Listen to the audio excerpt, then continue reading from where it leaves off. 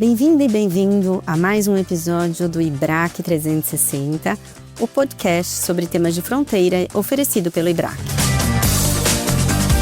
Neste programa, entrevistamos grandes especialistas a fim de tratar de questões controversas e tendências nas áreas de interesse do Instituto para ampliar os horizontes de nossos ouvintes. Caros ouvintes, dando continuidade aos episódios do programa IBRAC 360, o tema de hoje é Liberdade de Expressão e Direito Econômico. E nossa convidada é Patrícia Blanco, jornalista e presidente do Instituto Palavra Aberta. Patrícia é uma das principais vozes no Brasil na defesa da liberdade de expressão, da pluralidade de ideias e da educação midiática. À frente do Palavra Aberta, lidera projetos que buscam fortalecer a compreensão do papel da comunicação e da informação em sociedades democráticas, com enfoque especial em jovens e professores.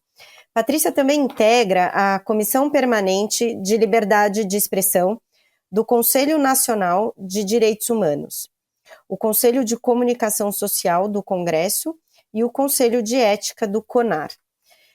Com sua trajetória, a Patrícia tem se consolidado como referência na discussão sobre como equilibrar liberdade de expressão, educação e responsabilidade social, temas que dialogam diretamente com os dilemas atuais do direito econômico e concorrencial. Patrícia, você é muito bem-vinda em nosso programa, obrigada por ter topado conversar conosco hoje.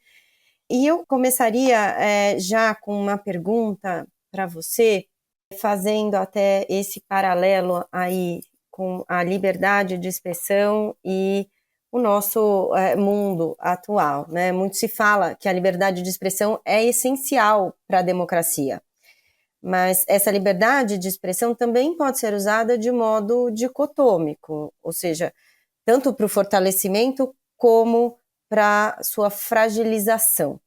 Então, eu queria que você explicasse para a gente quando, na sua opinião, essa liberdade de expressão, que é um direito fundamental, ela precisa ser limitada no mundo atual.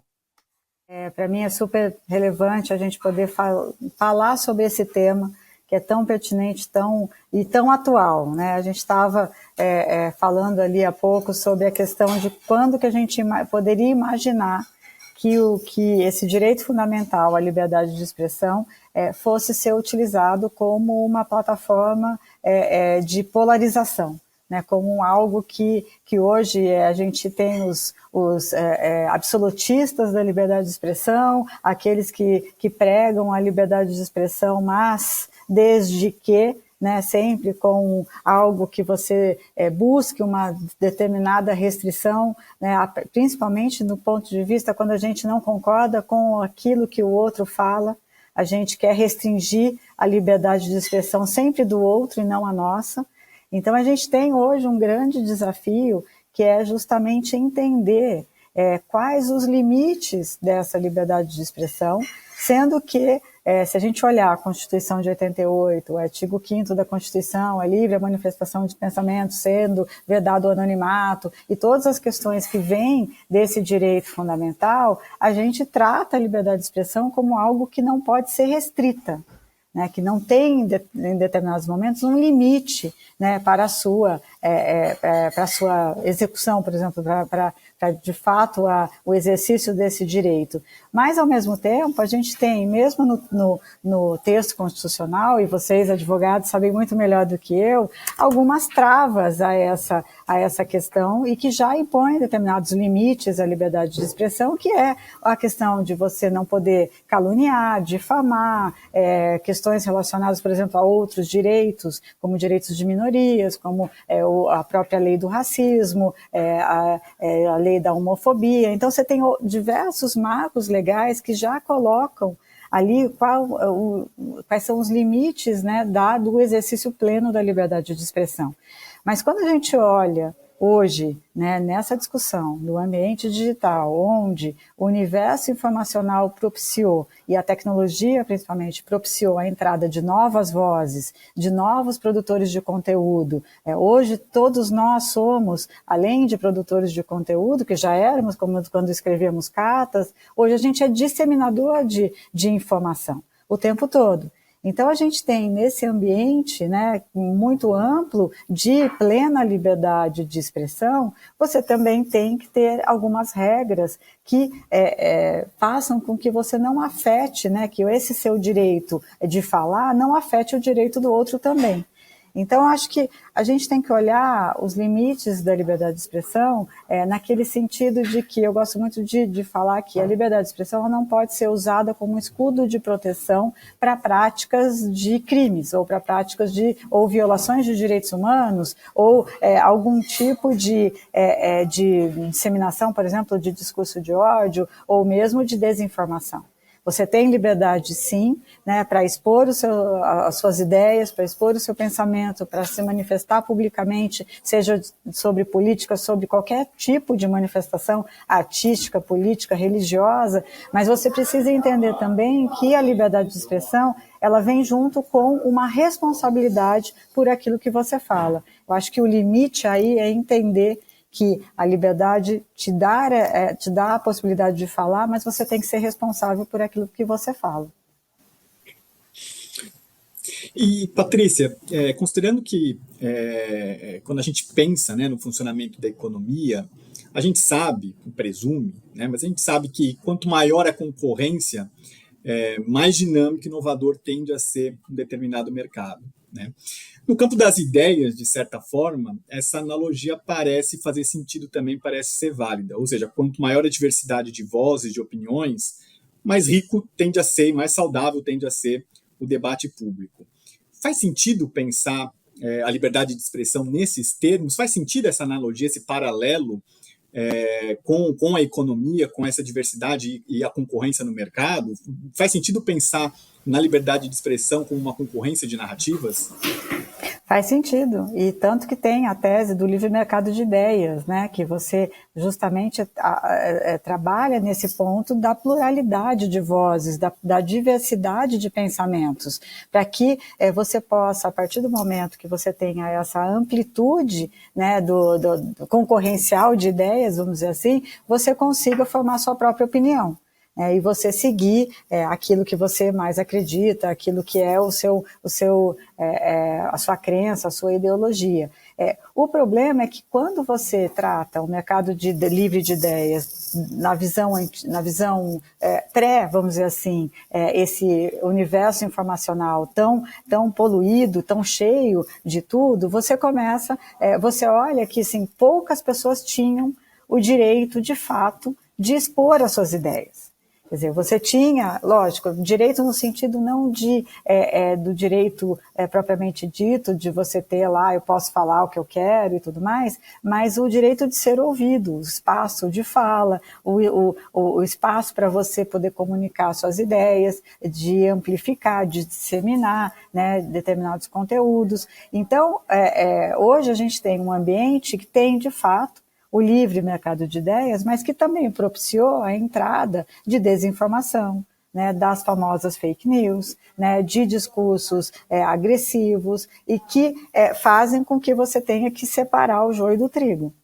Então, a gente tem, e eu defendo muito, Ricardo, essa questão da necessidade de você, quanto mais ideias você tiver, quanto mais livre for o espaço para que haja essa troca, melhor será um ambiente democrático. Porque se o direito à liberdade de expressão é o direito de falar, ele também é o direito de você ouvir ideias com as quais você não concorda. E ter esse espaço, esse direito garantido, para que aquele que pense diferente de você, tenha essa possibilidade de falar. Tenha a possibilidade de expor aquilo que ele acredita, mesmo você acreditando, a gente acreditando que aquela é uma ideia ruim, ou uma ideia estúpida, uma ideia que não deve prosseguir, mas eu tenho, a ideia ruim tem que ter espaço garantido para se falar. E no mercado livre de ideias, isso acontece. Quando a gente tem o contrário, que seria o mercado fechado, né, ou aquilo que você não, só poucas pessoas têm direito de falar o que pensa, você restringe. Você começa a criar ambientes muito mais fechados e no qual você não consegue ter o fluxo informacional, o fluxo de ideias circulando. Então, assim, o que eu quero dizer é que eu acredito muito nessa relação que você bem colocou sobre a questão da pluralidade concorrencial, tanto no mundo dos negócios como no mercado de ideias. Principalmente para que a gente possa tirar formar a nossa própria opinião. Então, a gente precisa, sim, ampliar cada vez mais os espaços de fala, proporcionar que haja, de fato, uma troca saudável, né, e que a gente busque, né, ouvir os diferentes, até buscando ampliar cada vez mais a nossa própria, aquilo que a gente pensa, né? Porque a gente pode mudar de opinião a partir de uma ideia contrária, de uma ideia divergente. O que a gente não pode é bloquear o debate. Né? E o que acontece muitas vezes para aqueles que querem seguir o pensamento único é que a sua ideia é estúpida, a sua ideia não condiz com a minha, então o que eu quero? Bloquear a sua ideia. Então aí o mercado livre de ideias não funciona para mim, a não ser quando prega aquilo que eu acredito.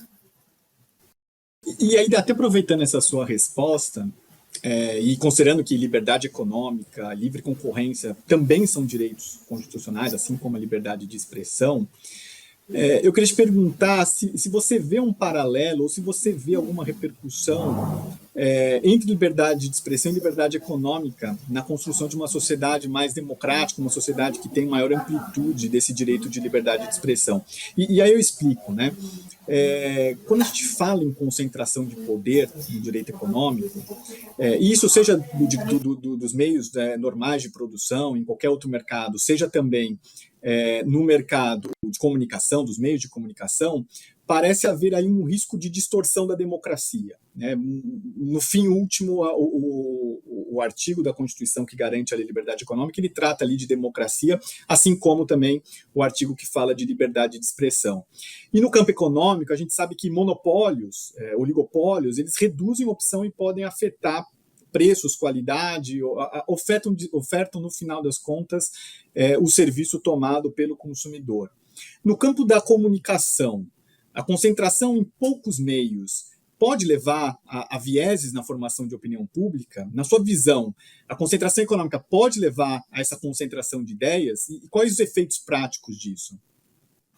Com certeza, toda concentração, né, seja no mercado da concorrência em geral, seja no mercado da comunicação, ela é ruim, né, para o todo. Ela é ruim para o ambiente democrático. Por que e nesse sentido, a gente vê muito nessa coisa quando a gente tinha poucos meios de comunicação, você tinha uma concentração de poder, até de disseminação do conteúdo, que era muito mais restrito, vamos dizer assim.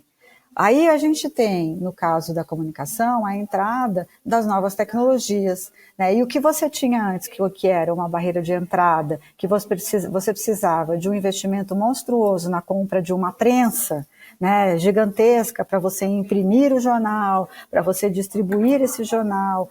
Quando você tinha, por exemplo, a dificuldade enorme de você ter que contratar um satélite para fazer uma transmissão ao vivo, e nesse momento o que a gente está? A gente está gravando, né, um podcast a partir de uma tecnologia que depois vai subir em plataformas de streaming e a gente vai disseminar. Quantas novas vozes, quantos novos canais apareceram a partir do momento que você propiciou um maior acesso, né, e uma concorrência muito maior nesse mercado da comunicação. Então, o paralelo, ele casa muito bem, porque eu acredito muito nessa questão, né, de quanto mais concorrência você tiver, melhor será para o cidadão escolher. Eu estou me lembrando aqui de quando eu fui diretora executiva do Instituto Brasileiro de Ética Concorrencial, o Ético, já lá em 2010, entre 2006 e 2010, então faz muito tempo já, a gente discutia muito essa questão da concentração, né? E não só da concentração, mas também da questão da concorrência desleal que poderia acontecer a partir dessa concentração.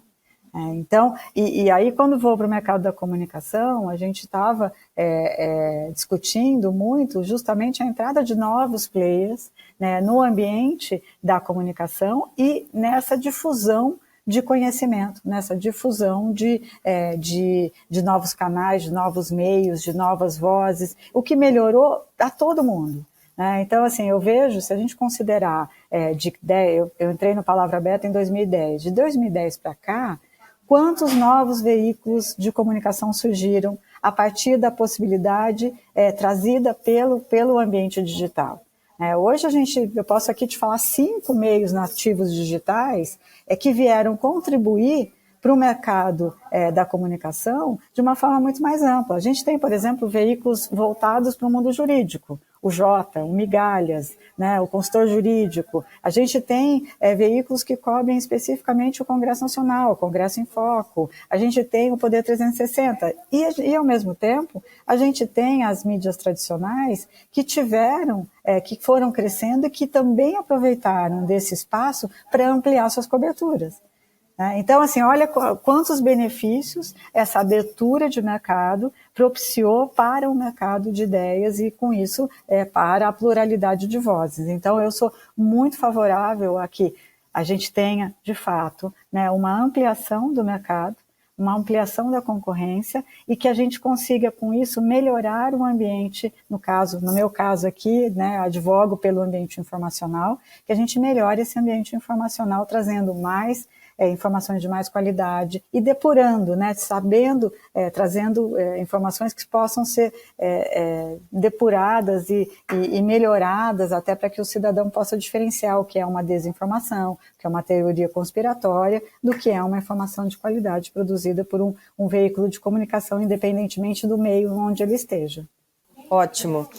Patrícia, já que a gente está falando aqui de qualidade da informação e justamente, né, pegando um gancho aqui na frente de economia que a gente está trazendo para a nossa conversa de hoje, à medida que você colocou que aumentaram os veículos, né, de comunicação, aumenta a quantidade de informação e junto com isso pode ter coisa boa e pode ter coisa ruim, né, com essa disseminação. Então, pensando aí nesse viés da economia moderna, que ela depende de informação confiável para funcionar, a gente está falando aqui de preços adequados, expectativas de investidores, confiança dos consumidores, enfim. Então, da mesma forma, a sociedade também depende de informações fidedignas, para que os cidadãos ou até as autoridades públicas, elas possam tomar decisões consistentes. E sejam decisões econômicas, jurídicas ou políticas, depende de quem é o decisor, né? Então, sem dúvida, a sociedade moderna ela tem à disposição hoje, como eu disse, um volume informacional muito maior do que no passado. Então, nesse sentido, Patrícia, como que nossas instituições estão posicionadas e quanto estão preparadas para analisar a qualidade dessas excessivas informações disponíveis? E ainda, né, até que ponto a qualidade do debate público influencia a própria eficiência dos mercados? Esse é um grande desafio que a gente tem, né, que é justamente saber identificar a informação correta, bem apurada, bem checada, que possa auxiliar na tomada de decisões. Quando a gente olha, né, que se você tem um número muito grande de produtores de conteúdo, você tem também aqueles produtores de conteúdo que estão ali para tentar trazer conteúdos que não sejam, ou informações que possam, ou informações enviesadas, informações que até questionem, né, o status quo, que tenha pontos de vista diferentes. Então, eu acho que essa sua pergunta, Flávia, ela é extremamente relevante porque ela traz exatamente o desafio que a gente tem atualmente em discutir integridade da informação. O conceito da integridade da informação, começou a ser disseminado a partir do momento no qual você tem uma ruptura ali nas questões relacionadas à entrada, né, do que é desinformação, do que é a informação fragmentada, o que muitos chamam da desordem informacional. Então, a integridade da informação ela é justamente a forma como você, a partir de uma informação correta, fidedigna, você começa a construir aquela informação para que ela chegue de forma mais correta possível para o público final. E aí, o que eu falo desse conceito é que a gente começa a trabalhar agora não no conceito de combate à desinformação, mas na valorização dessa integridade informacional, que é o lado positivo dela, a partir do momento em que eu quero trabalhar os conceitos, né, o fato a partir da verdade factual, a partir de informações consolidadas, precisas, baseadas em dados, baseadas em ciência, quer dizer, seguindo bem essa base, né, que trata a questão da informação correta e que para os mercados ela é muito importante.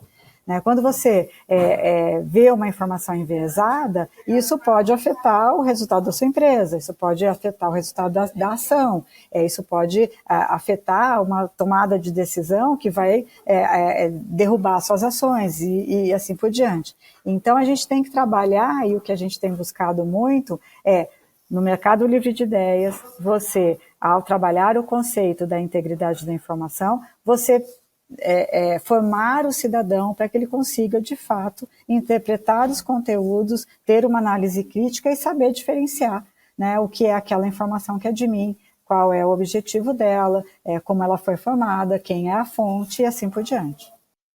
E aproveitando a sua explicação, Patrícia, no debate público, de uma forma geral, e sobre economia também, principalmente, mas no debate público, de uma forma geral, frequentemente a gente tem visto narrativas muito simplificadas que acabam levando até polarizações, né? Porque você não tem um debate, um aprofundamento da complexidade de muitos desses assuntos.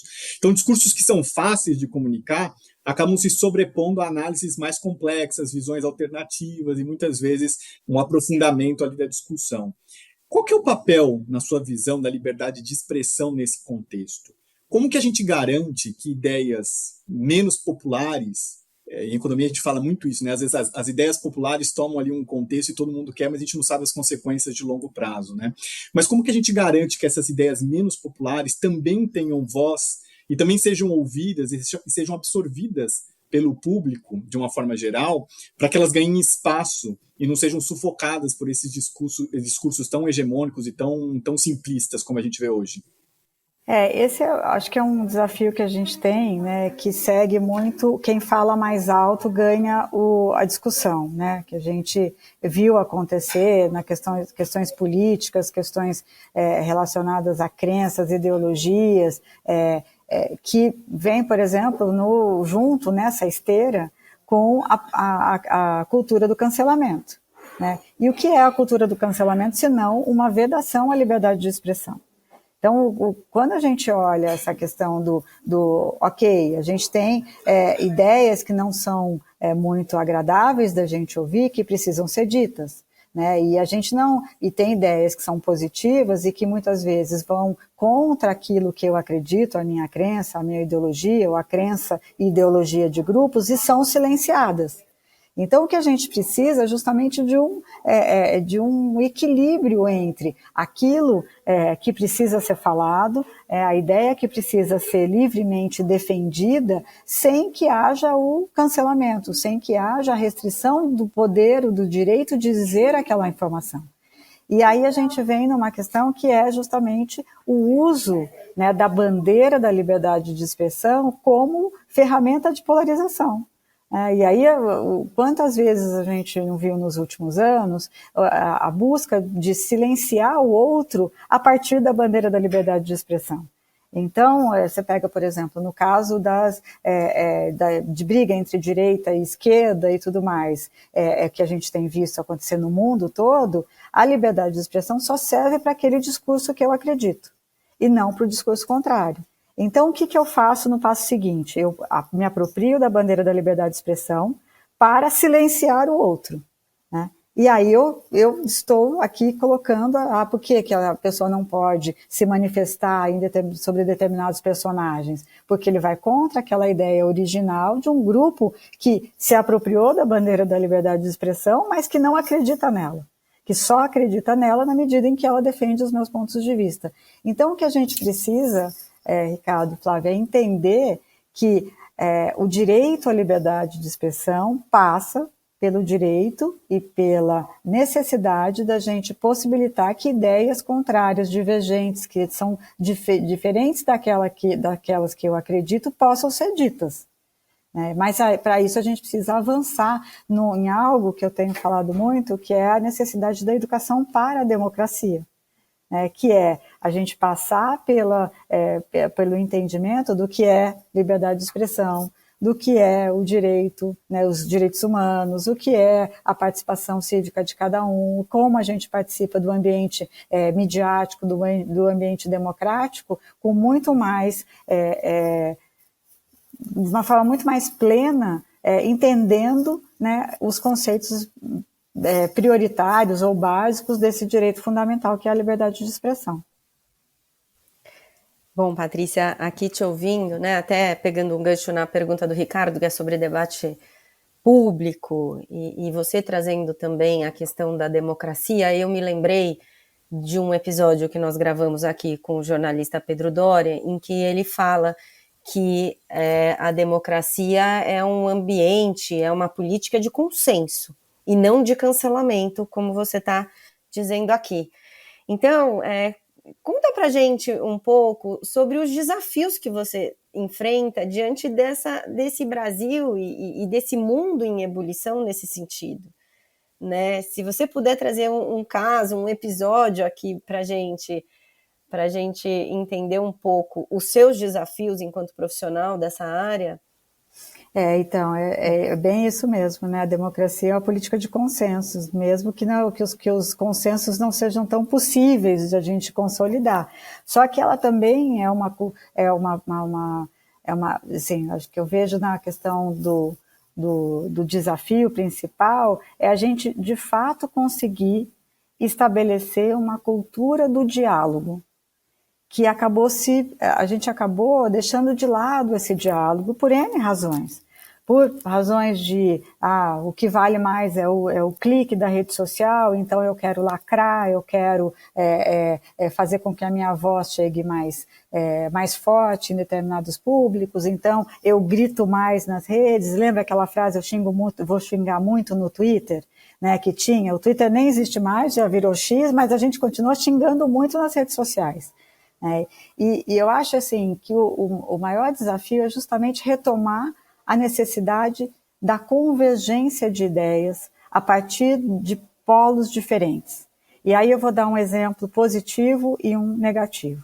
O exemplo positivo que a gente viu acontecer recentemente, a unificação de vozes em torno de um tema de proteção de criança e adolescente no ambiente digital, com a aprovação do ECA Digital, Lei 15.211, sancionada recentemente pelo presidente Lula. A partir, já existia um debate, já existia uma massa ali sendo discutida há muito tempo sobre o impacto, sobre a necessidade de você regular o ambiente digital com face à proteção desse público vulnerável. E você teve um fator disparador, que foi o vídeo do Felca falando da questão da adultização e trazendo à tona diversas coisas, que fez com que você tivesse uma aprovação quase unânime na Câmara dos Deputados, uma aprovação quase unânime pelo Senado e a sanção em menos de 30 dias dessa política. Então, olha a convergência de ideias, mesmo com polos extremamente opostos. Você tinha ali Maria do Rosário, uma ativista, deputada Maria do Rosário, uma ativista do PT, e a senadora Damares Alves, uma ativista também da direita, se unindo em torno de um tema, Então, é possível você construir essa cultura do diálogo e mesmo a partir de diferenças você construir consenso em prol de um bem, em prol de algo melhor, algo maior, que seja algum objetivo em comum. O negativo, por exemplo, é quando a gente tenta trazer discussões, por exemplo, relacionadas ao debate do combate à desinformação e você não consegue chegar num consenso porque muitos interditam o debate com a ideia de que, ao você discutir a desinformação, você vai estar também censurando vozes que pensam diferentes de você. Então, essa discussão inibiu o debate. Nós não conseguimos avançar na discussão sobre desinformação. Tudo bem, o projeto de lei não estava maduro, a coisa não estava pronta, madura para ser votada, mas a polarização em torno do tema fez com que a gente não avançasse no debate. E aí quem perde? A sociedade como um todo, que não consegue identificar, que tem que identificar o que é falso, o que é verdadeiro, o que é a teoria conspiratória, o que é discurso de ódio, e que acaba gerando um efeito colateral que é de poluir o universo informacional, tornando ainda mais difícil você separar o joio do trigo. Então, olha como a gente, a partir de uma polarização de um tema e do uso apropriado da bandeira, né, de censura ou não censura, a gente inibiu o debate e não conseguiu avançar. Então, o que eu vejo como o maior desafio que a gente tem hoje é resgatar a cultura do diálogo, a cultura do debate, e mesmo pensando diferente do outro, a gente consiga sentar numa mesa e conversar. Né? E não simplesmente partir para a lacração, partir para a tentativa de censurar o outro, não usando meios judiciais, que também acontecem. Existe um grande desafio hoje no mercado jornalístico de decisões judiciais, de processos judiciais contra jornalistas tentando calar o jornalista. Tentando inibir a liberdade de imprensa, mas da gente não conseguir seguir um debate, um diálogo a partir de consensos possíveis. Então, acho que esse é um ponto que a gente precisa de atenção e talvez seja o nosso maior desafio. Como fazer com que a sociedade, de fato, retome a cultura do diálogo, do debate em prol da própria sociedade democrática, né? Patrícia, conta um pouquinho para a gente, então, como que o que é o Instituto Palavra Aberta, como ele tem atuado, quais são as frentes, conta um pouquinho para a gente de como ele funciona. Obrigada, Ricardo. Então, o Palavra Aberta nasceu há 15 anos atrás, com o objetivo de promover e defender a liberdade de imprensa e a liberdade de expressão. E também todas as questões relacionadas a esse guarda-chuva amplo da liberdade de expressão, que é o direito à informação, o direito de falar, de ser ouvido. Então, todo esse debate que lá em 2010, as pessoas me perguntavam, mas precisa de um instituto de propósito específico para a defesa da liberdade de expressão e da liberdade de imprensa? E eu dizia assim, gente, precisa porque não está dado. Né? A gente está olhando aí um ambiente democrático a partir da Constituição de 88, mas a liberdade de expressão é algo que a gente precisa defender todos os dias. E aí esse começo do Palavra Aberta foi muito nesse sentido de mostrar a importância de você ter um instituto que tivesse essa causa, né, promoção e defesa das liberdades. Também dentro de liberdades a gente entende a liberdade, a livre iniciativa, né, a liberdade de escolha do cidadão a partir de informações consolidadas, informações corretas e tal, até na hora do consumo mesmo, de você poder, né, consumir determinados produtos em relação ao outro, né? A livre concorrência só acontece a partir do momento que você tem a informação correta chegando de produtos diferentes. E aí a gente começou lá em 2010, baseado em 3 grandes pilares de atuação. O primeiro pilar, a produção acadêmica, o incentivo à produção acadêmica na área de liberdades. A gente fez até um primeiro estudo que a gente divulgou, que foi o impacto de restrições à publicidade, né, e na comunicação mercadológica de produtos na concorrência. Depois eu posso até dividir com vocês, foi um estudo que mostrava naquele momento, a gente fez um levantamento de projetos de lei que poderiam inibir setores econômicos de anunciar né? Então, o direito de anunciar desses setores que afetaria a concorrência, né? E a oferta de produtos cada vez mais desenvolvidos e assim por diante. Depois o segundo pilar era o pilar do publicações e eventos, justamente para dar vazão a esses estudos gerados na academia. E o terceiro pilar, o pilar do advocacy, que era justamente mostrar que qualquer restrição, seja a liberdade o direito da empresa de anunciar, seja o direito do anunciante ou a liberdade de imprensa, impactaria a sociedade democrática como um todo. E ao longo desses 15 anos de vida do Palavra Aberta, a gente foi trazendo novos debates.